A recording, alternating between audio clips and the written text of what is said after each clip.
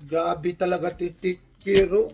Ang dami talagang binibigay na assignment sa bahay. Ano ang Tagalog ng put?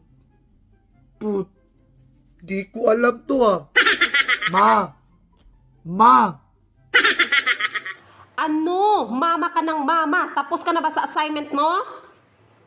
Hindi pa nga, May. Pakitulungan mo naman ako kung ano ang Tagalog ng put. Lintik na bata ka. Foot, hindi mo alam. Akin na yung assignment mo.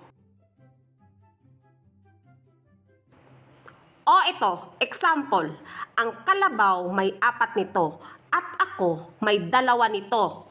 Anong sagot? Dede.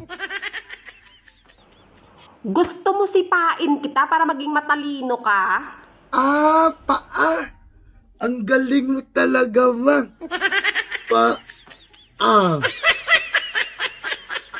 Ito ang sunod na tanong. Ilang S sa Mississippi? Anong sagot? Ilang S sa Mississippi? 5. Gusto mo palayasin kita sa bahay? 4. High blood naman ni Mama. Pinasubraan ko lang ng 1 S. Anong sabi mo? Wala.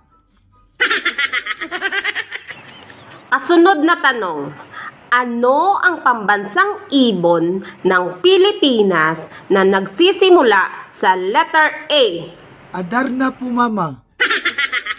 Gusto mo sampalin kita? Mali. Ibon Adarna? Mali ulit. Lumilipad ito at malaki. Lumilipad at malaki. Aswang. I wonder why. Yesterday you told me about the blue, blue sky, and all that I can see is just a yellow lemon tree.